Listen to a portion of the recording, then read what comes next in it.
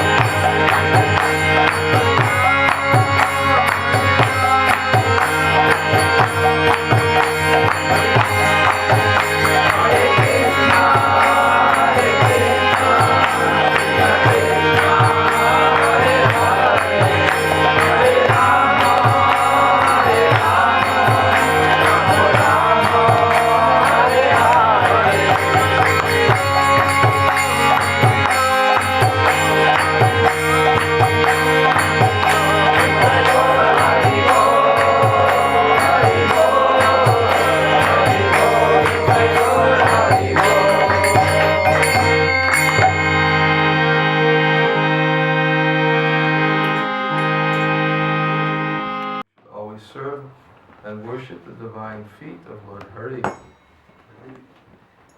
It is the desire and great longing of Govinda Das to engage himself in the 9 processes of bhakti, namely hearing the glories of Lord Hari and chanting those glories, constantly remembering him and offering prayers to him, serving the Lord's lotus feet, serving the Supreme Lord as a servant, worshipping him with flowers and incense and so forth, serving him as a friend, and completely offering the Lord one's very self.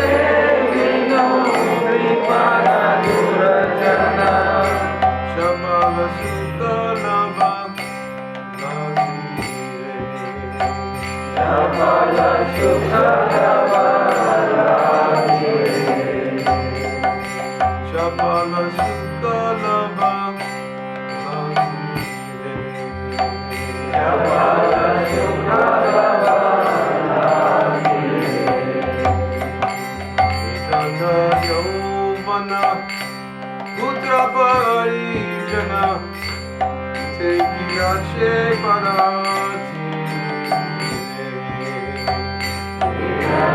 Yovana Putra Parijana Tekiyache Parati Etana Yovana Putra Parijana Tekiyache Parati Etana Yovana Putra Parijana Tekiyache Parati Kamala Dala Jala Jivana Jala Kamala Dala Jala Jivana Jala Kamala Dala Jala Jivana Jala Kamala Dala Jala Jivana Jala Ajabu Hari Parani Ajabu Hari Parani Ajabu Hari Parani Ajabu Hari Parani Shabana Kirtana Smarana Vandana Varsevana Shabana Kirtana Smarana Vandana Varsevana Shabana Kirtana Smarana Vandana Varsevana Shabana Kirtana Smarana Vandana Varsevana Pujana Sakhi Jana Atma Nivedana Pujana Sakhi Jana Atma Nivedana Pujana Sakhi Jana Atma Nivedana Pujana Sakhi Jana Atma Nivedana Govinda Dasa Govinda Dasa Govinda Dasa Govinda Dasa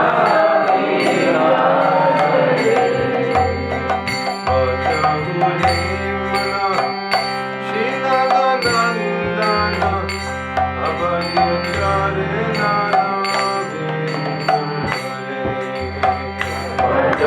Bhajahuremana Shinadandana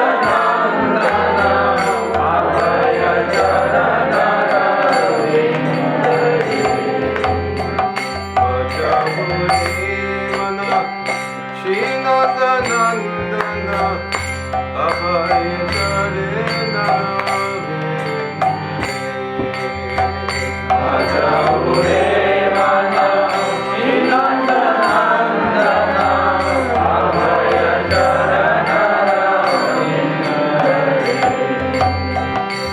Hare Krishna Hare Krishna Krishna Krishna Hare Rama Hare Rama Rama Rama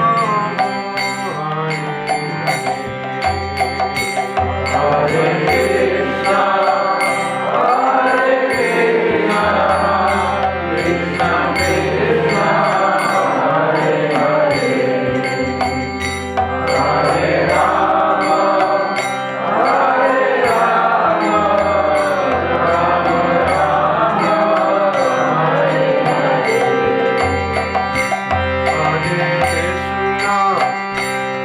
Hare Krishna Krishna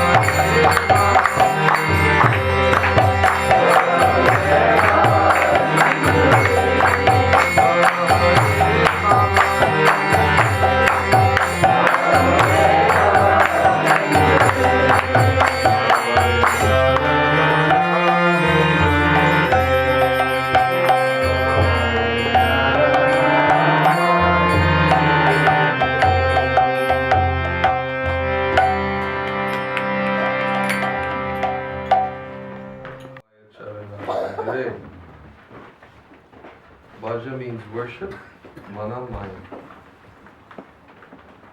poet Govinda Das, a great philosopher and devotee of the Lord, is praying, requesting his mind, because mind is the friend and mind is the enemy of everyone. If one can train his mind in Krishna consciousness, then he is successful. If he cannot train his mind, then life is failure. Therefore Govinda Das, great devotee of Lord Krishna, his very name suggests Govinda Das. Govinda, Krishna, and Das means servant. This is the attitude of all devotees. They always affix this Das, which means servant. So Govinda Das is praying, my dear mind, please you try to worship the son of Nanda, who is Abhaya Charana, whose lotus feet is secure. There is no fear. Abhaya. Abhaya means there is no fear, and Charana means lotus feet.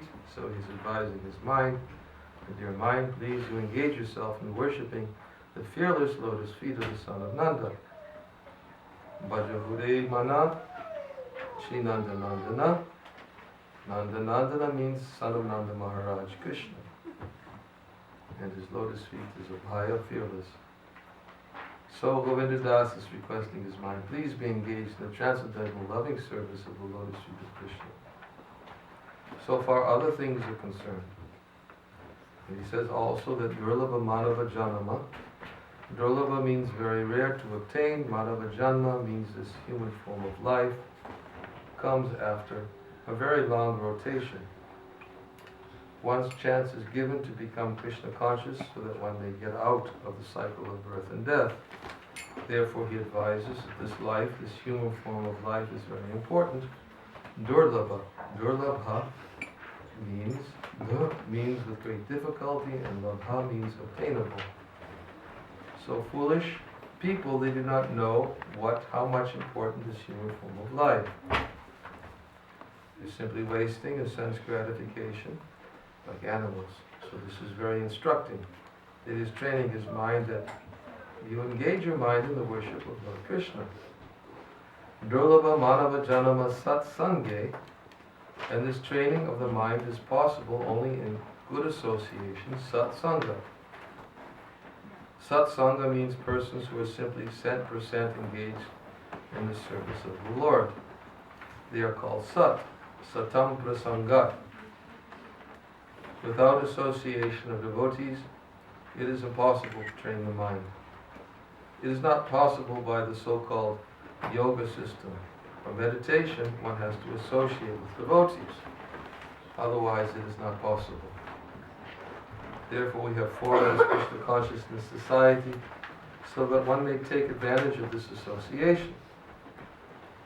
So Govinda Das, poet and devotee, is advising Durlabha Manava Janama Satsange. You've got this very nice, rare human body. Now associate with devotees and engage your mind on the fearless lotus feet of Krishna. He's requesting his mind. Then he's pointing out the frustration of life. What is that? Sita atapa bhata varishna edina yamani jagriye. Sita means winter, and atapa means summer, when there is scorching sunshine. Sita atapa, bhata, cold, varishna, torrents of rain. So these disturbances are always there. Sometimes it is severe cold, sometimes it is scorching heat, sometimes there is torrents of rain, sometimes this or that is going on. So he says, Shita atapa bhata varishna ejina jamini jagide. Whole day and night people are working very hard without caring. Severe cold, severe heat and torrents of rain. And keeping night, going to the desert, going underneath the sea, everywhere they are so busy. Shita atapa bhata varishna ejina jamini jagide. So there is night duty and so many other engagements. So he says, Sita atapa bhata varishna edina jamani jagire vipale seva nukripana durajana chapala sukha laba lagire. Now with all this hard labor, what have I done? I have served some persons who are not at all favorable to my Krishna consciousness. And why I have served them? Chapala sukha laba lagire. Chapala means very flickering happiness. I think if my small child smiles, I will be happy. I think if my wife is pleased, I think I am happy. But all this temporary smiling or feeling happiness, they're all flickering. That one has to realize. There are many other poets also similarly have sung that this mind is just like a desert, and it is hankering after oceans of water. In a desert, if an ocean is transferred, then it can be inundated. And what benefit can be achieved there if drop of water is there? Similarly, our mind, our consciousness is hankering after ocean of happiness. And this temporary happiness, family life and society life, they're just like a drop of water. So those who are philosophers, those who have actually studied the world situation, they can understand that this flickering happiness cannot make me happy. Then he says, Kamala Dala Jala Jivana Dala Mala. Kamala Dala Jala means the lily flower. You have all seen lily flower on the lakes. They are tottering, always in the water, tottering. Anyway, anytime, it can be overflooded. Similarly, this life is full of danger, always in danger. Any moment it can be finished. There are so many instances. People look at, but they forget. That is the wonderful thing. They are seeing every day, every moment that he is himself in danger. Others are in danger. Still he is thinking that I am secure. This is the position. So life is tottering and in dangerous position. Therefore one should take advantage of this human form of life and immediately engage in Krishna consciousness. That should be the request of everyone to his mind.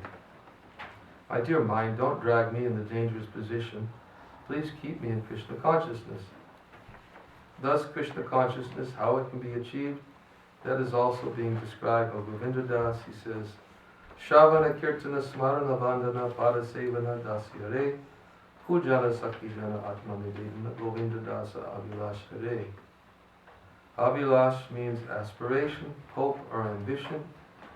He is ambitious of becoming a devotee in 9 different ways. First thing is Shravana. Shravana means hearing. One has to hear from authorities. That is the beginning of spiritual life or Krishna consciousness. Just like Arjuna, he achieved his spiritual consciousness or Krishna consciousness by hearing from Krishna. Similarly, one has to hear from Krishna or from the representative of Krishna. One who presents Krishna's words as it is, from him one has to hear, because at the present moment we have no opportunity to hear directly.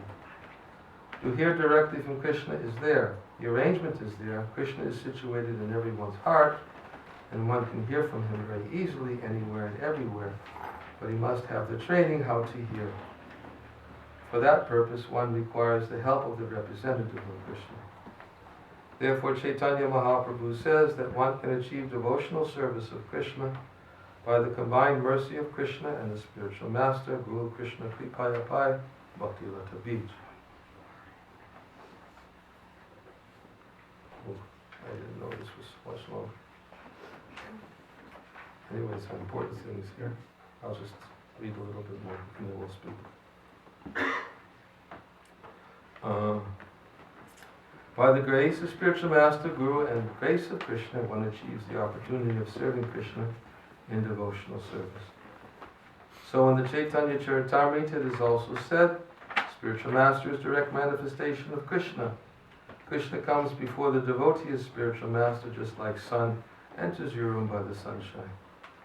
Although the sun does not enter your room of your city or your country, he is so many millions of miles away, still he can enter everywhere by his potency, the sunshine.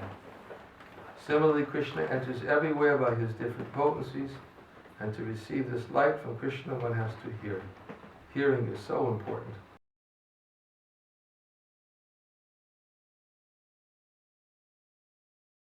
His next stage will be Kirtanam. Just like our boys who have heard a little nicely, now they are very eager to chant, going from street to street.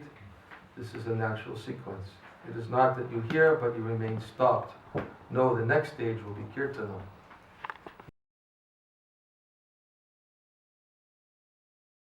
Kirtan will be there. So Shravana Kirtanam, first hearing and then chanting. And hearing and chanting about whom? About Vishnu. not for any nonsense. Shravanam Kirtanam Vishnu. These things are stated in the Shastra. The ordinary people, they are also engaged in hearing and chanting. They are hearing in the newspaper of some politician, and the whole day they are discussing and chanting. Oh, this man is going to be elected. This man is going to be elected. So hearing and chanting is there everywhere. But if you want spiritual salvation, then you have to hear and chant about Vishnu, nobody else. Shravanam Kirtanam Vishnu. So the poet sings Shravana Kirtana Smarana Vandana Pada Sevana Dasyare. So there are different processes, hearing, chanting, and remembering, worshipping in the temple, engaging oneself in the service. So he's desiring all 9 kinds of devotional service. Ultimately, Pujana Sakijana. Sakijana means those who are confidential devotees of the Lord, to please them. And Atma Nivedana, Atma means self, and Nivedana means surrender. Govinda Das Abhilash, the poet's name is Govinda Das, and he expresses that his desires are only this. He wants to utilize the opportunity of this human form of life in this way.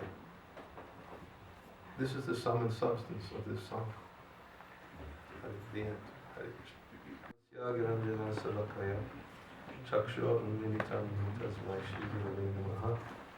Mukam Karoti Vasha Mangam Nangayate Gavinda Kripatam Hamvande Shri Gurave Nama Om Vishnu Padaya Krishna Prasthaya Bhutale Shri Mate Bhakti Vedanta Sarvati Namani Namaste Saraswati Devi Gauravani Pujani Nirvishesha Shanyavari Pasya Pradeshatani Jai Shri Krishna Chaitanya Prabhu Nityananda Shri Advaita Gadadhar Shivasari Gaura Bhaktivinoda Hare Krishna Krishna Krishna Hare Hare Hare Rama Rama Rama Hare Hare.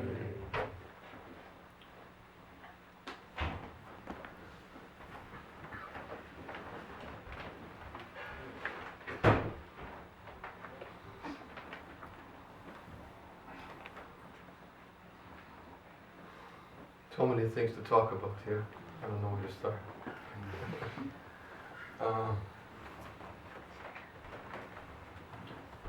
We'll just start right from the very beginning, I guess. That Vajahure Manashi Nandanadana Abhayacharana Vindare. Srila Prabhupada is explaining Govinda Das. He's saying that human life is meant for controlling the mind. And he quotes Krishna's statement from Bhagavad Gita, where Krishna says, for one who's controlled his mind, it is the best friend, and one who has failed to control his mind, it is the worst enemy. And therefore, he's saying that Govinda Das is addressing his mind, speaking to his mind. My dear mind, as if the mind is somebody else, like when you're talking to somebody else. My dear friend, my dear brother, my dear son. He's speaking my dear mind. And he's addressing the mind and saying, please don't wander from here and there for flickering enjoyment. Chapala Sukha is described. Chapala Sukha is flickering happiness or flickering enjoyment. Instead, please, begging his mind, become fixed on the divine lotus feet of the son of Nanda Maharaj. Because by meditation upon him, one becomes fearless. Prabhupada brings up an important point in the commentary about mind control. He says that one may adopt many different types of yoga processes in an attempt to control the mind. But he said without association with devotees it's impossible. It almost seems like it's a very conclusive statement. And in fact, makes me think of just recently, I guess, I spent time in Taiwan. I just came from there. And in Taiwan, it's very prevalent, this practice of Buddhism. And many of the people they have this concept about controlling the mind, although they have an idea about it, but they have a difficult time achieving it, as most do. And they're very much fixed on the concept of liberation.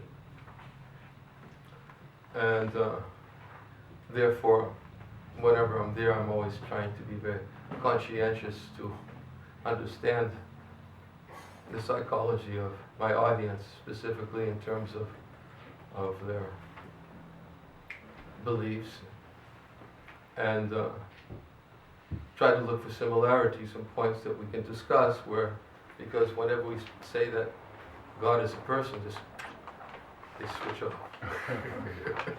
It's very difficult for them to conceive that God, even just when speaking about the Hare Krishna mantra, we speak about the Krishna mantra, that's something that's acceptable to them. But as soon as you say the holy name of the Lord, they switch off.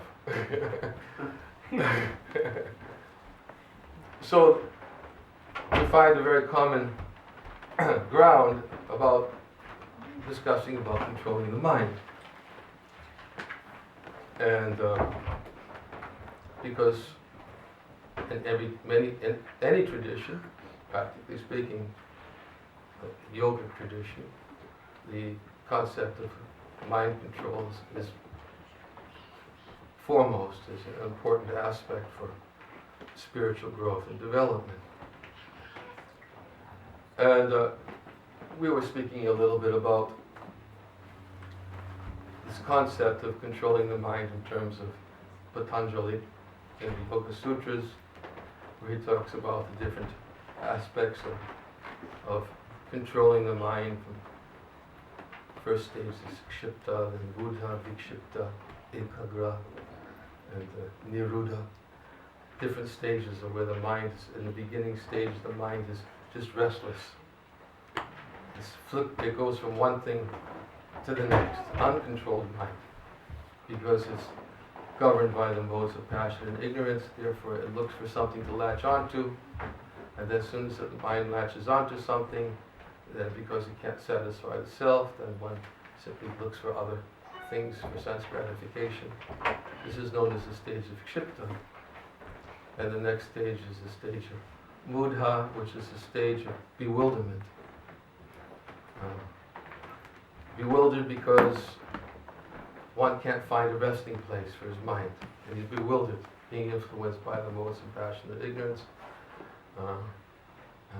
Becomes very confused about where to take shelter. The next stage is Vikshipta. Vikshipta is a stage where it's very similar to Kshipta, but Vikshipta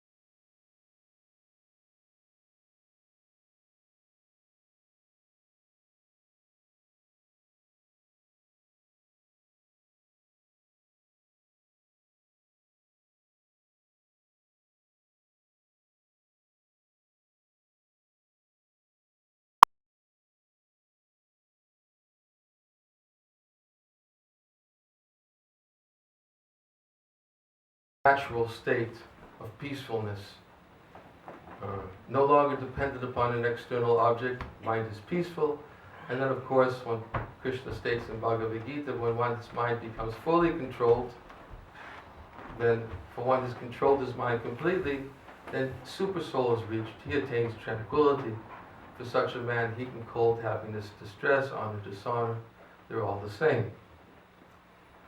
So there's one process of attempting to control the mind by one's own efforts, by concentrated efforts and fixing the mind, withdrawing it from the objects of the senses, going within, trying to find an object to fix the mind on, to meditate upon. And then when the mind becomes completely calm, free from all distractions, and completely controlled by higher self, then one can actually come in contact with the Lord within the heart, his super soul, and follow his superior dictation. And of course, Arjuna expressed in the Bhagavad Gita that this process is not so easy, very difficult to control the mind, control the senses. For him, he says, it's like trying to control the raging wind. And when Krishna actually suggested that to him, then Arjuna said, I can't do it. It's very difficult to control, and especially if you consider that the process of meditation is meant for a different age, whereby one can achieve full success of meditation, a complete control of the mind, by sitting and meditating in the age of Satya Yuga for 60,000 years. And in the lifetime of Kali, where at least at best one can live at 100 years, it's not easy to expect perfection in such meditation, such a short lifespan. So Prabhupada is making this point here. He's saying that actually simply to perform the yoga system for controlling the mind, it's to get complete control, it's very difficult. And he says that in order to be able to be successful in controlling the mind, he says one has to associate with devotees. And what does he mean? Why does he impose this condition for success of controlling the mind? Seems to be like it's a certain condition that most people would think is not really a requirement, that anybody can adopt a process for controlling the mind if they know what the goal is and they fix their mind on it. They're austere, determined, resolute in their purpose. They can actually achieve success without having to put that condition, that stipulation in there. But why does Prabhupada put it in? And Prabhupada puts it in because, as Govinda Das speaks about in the song also, that having attained this human form of life, one should associate this Durlabha Manava Janama Satsanga. Satsanga is required. One has to associate with Satsanga, associate with devotees of the Lord, in order to be able to achieve the actual goal in the human form of life. And why? Because a devotee understands that to be able to control the mind by our own efforts alone is a very difficult task. And unlike the yogis who attempt to control their mind by performing mystic yoga or performing severe austerities and penances, the devotee is one who knows that he can't do it alone by his own strength, but he's very much dependent upon the help of the Lord or the help of the devotees. He understands that, just as Arjuna declared, that to control the mind, control the senses is more difficult to control than to control the wind. He understands that I need help. Whenever I try, even if we talk about this right now, controlling the mind, and if we think about our own efforts, at least if we come to the point, any of us have come to that point of understanding of the need of controlling the mind, first we have to get to that point. We have to become convinced that there's a reason for it. Even that is very difficult to achieve in modern society. Most people don't even come to that point. Oh, I need to control my mind. And they think, why? It's just very natural let my mind just wander from one thing to the next. But the difficulty is as we described in that lower stage of kshipta, there's always just frustration and confusion. There's no real shelter for the mind. And therefore, Prabhupada says, one who controls his mind is his best friend, but if you fail to control, it's your worst enemy. Because the mind just drags one hither and thither for all different types of solutions for temporary enjoyment, which have a beginning and an end. And when they end, then the mind immediately goes to the next, thinking that that's a solution, and then that ends, and then goes from one thing to the next. So, but at least if one comes to the point of understanding the need of controlling the mind, then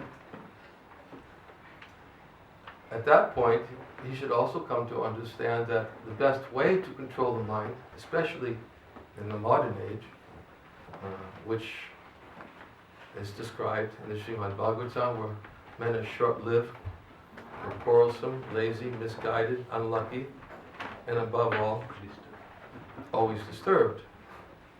This is first canto of Srimad Bhagavatam, where the sages of Naimisharanya were sitting and inquiring from Sutta Goswami. They said, we want to perform a sacrifice, and we understand that the conditions that are prevailing right now, and which are going to only get worse, that in this age, men have very short lives.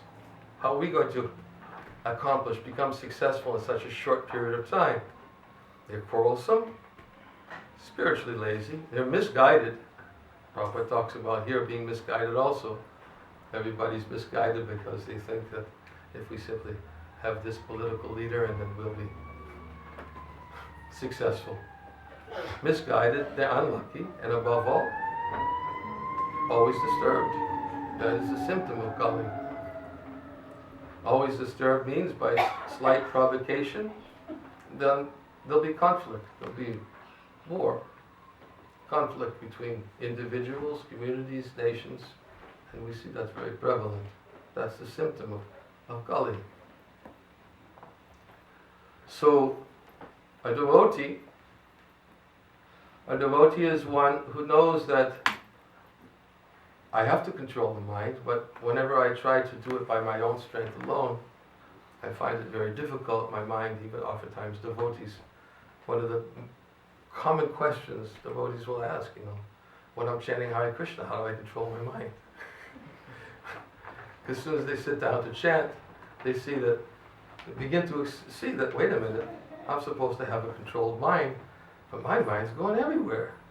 And it's going from one thing to, I'm thinking about what am I going to do this afternoon, I'm going to think of making so many plans for the future, I'm thinking about how I'm going to get relief from this problem and solve that problem. It doesn't seem like the chanting Hare Krishna is controlling my mind either. So, but at least when one begins chanting Hare Krishna, he can begin to perceive just what kind of beast he's living with.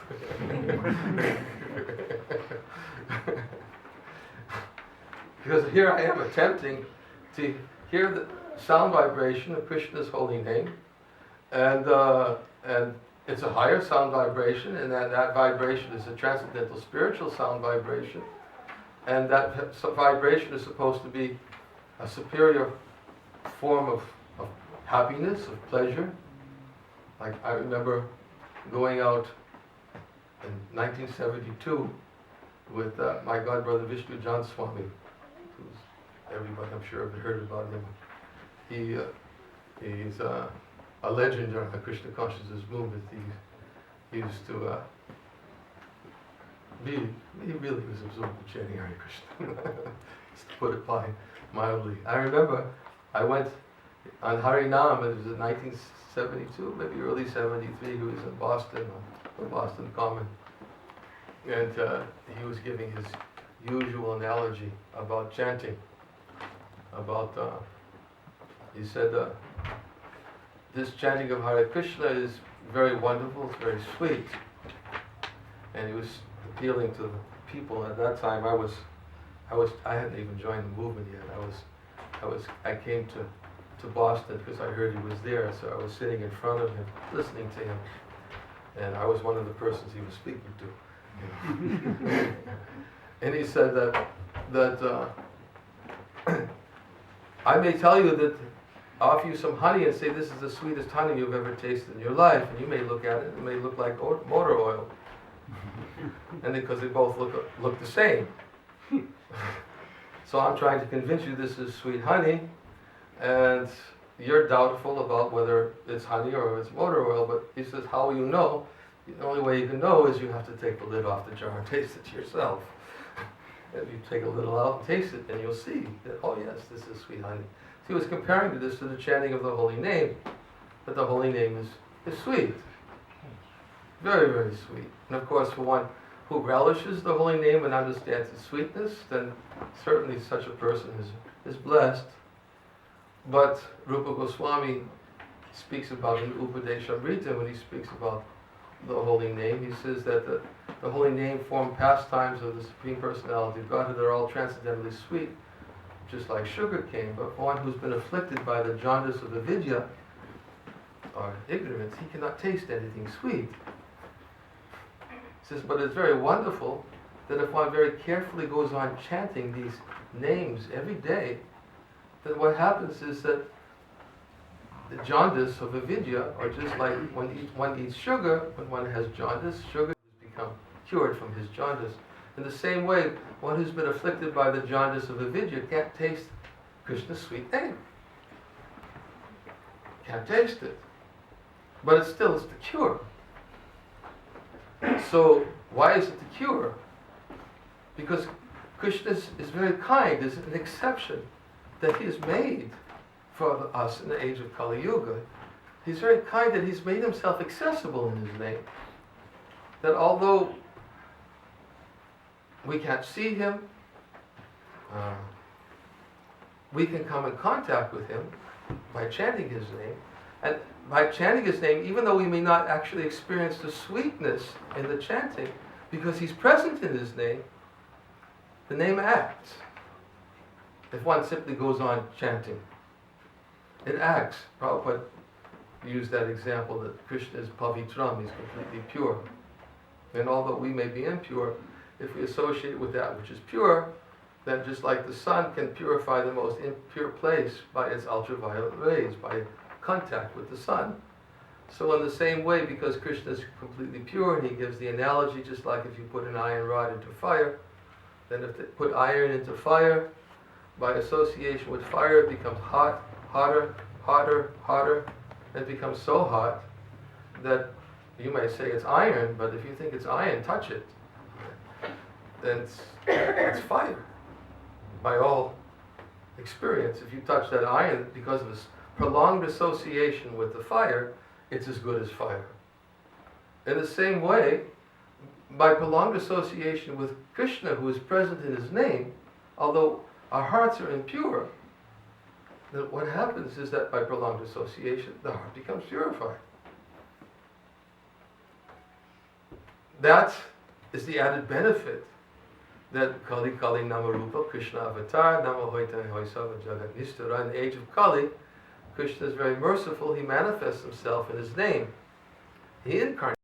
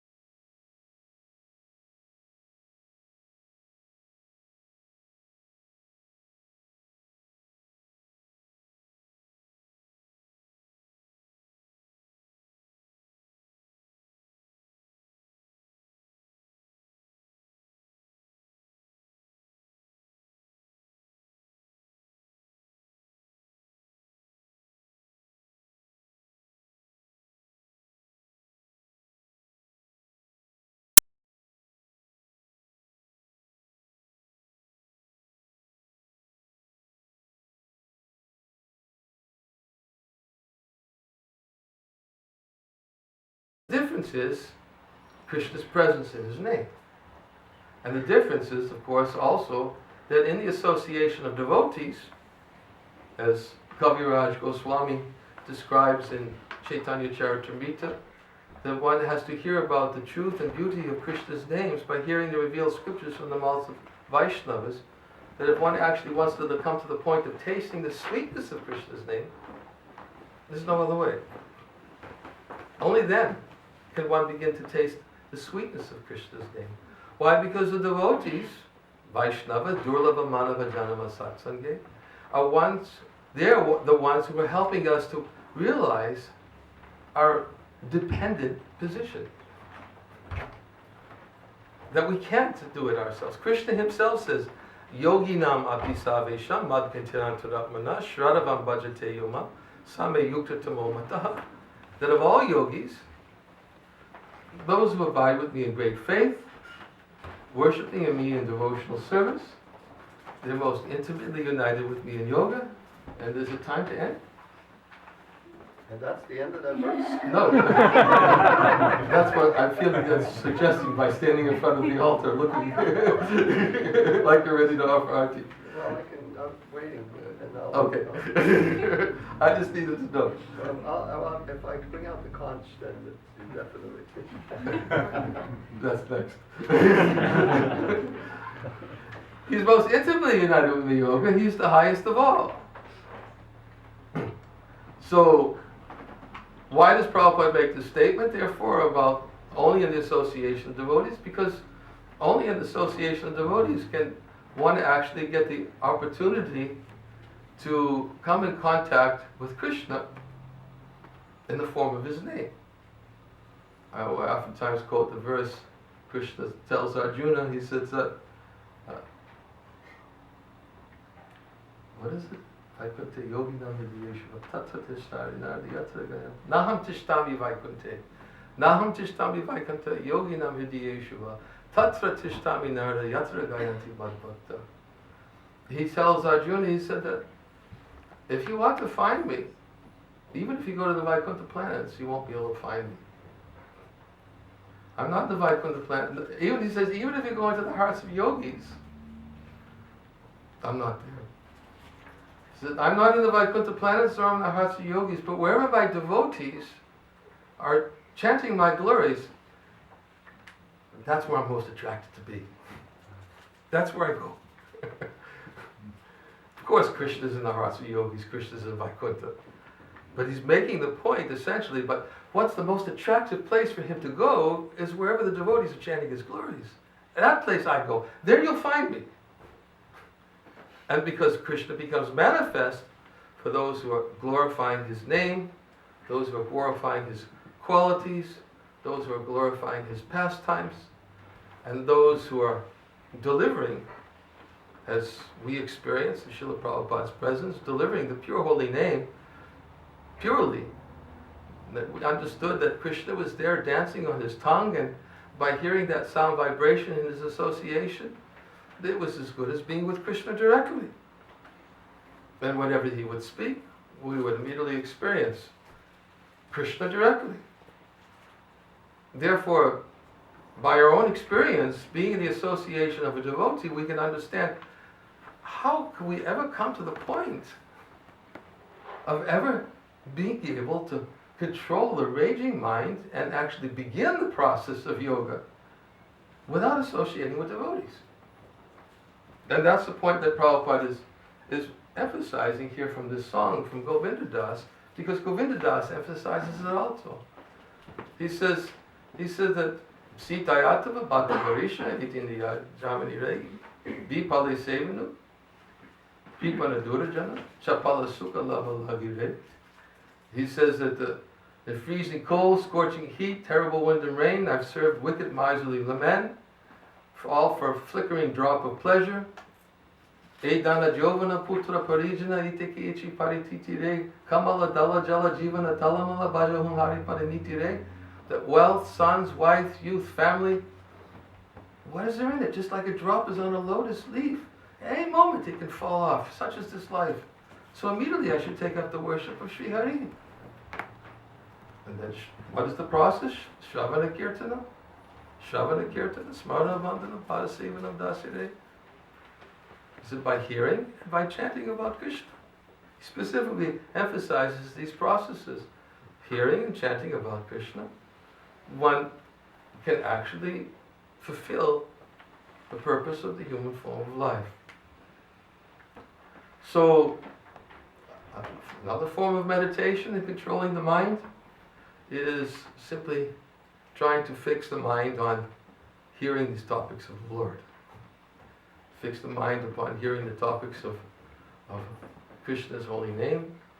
And this way, in the association of devotees, if we take advantage of the association of devotees and regularly hear, then gradually, satam prasangam amaviyu sambado bhavanti hritkana rasayana kata taj joshana rashvaka bhagavati shradharitya bhakti anupramishati. And in the association of devotees and these discussions, they enter into the ear, and gradually, if one hears, they enter the ear, they go to the heart, and then when they enter into the heart, then gradually what happens is that one loses his attachments, his connections with this temporary physical world, but not artificially giving them up, but because he becomes attached to Krishna. If one becomes attached to Krishna, then automatically Vasudevi Bhagavati Bhakti Yoga Prayojita, by rendering devotional service to the Supreme Lord Shri Krishna, by chanting his name, automatically one acquires knowledge and detachment. One doesn't have to endeavor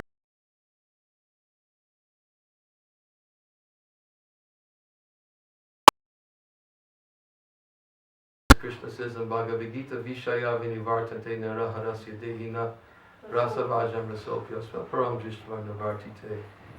That the embodied soul may try to restrict himself from these types of sense enjoyment, although the taste still remains. But he ceases these engagements when by experiencing a higher taste, and then becomes fixed in consciousness. This is what Krishna's devotees are trying to offer by giving everyone the opportunity to come in contact with Krishna by chanting his name and by hearing about him in the association.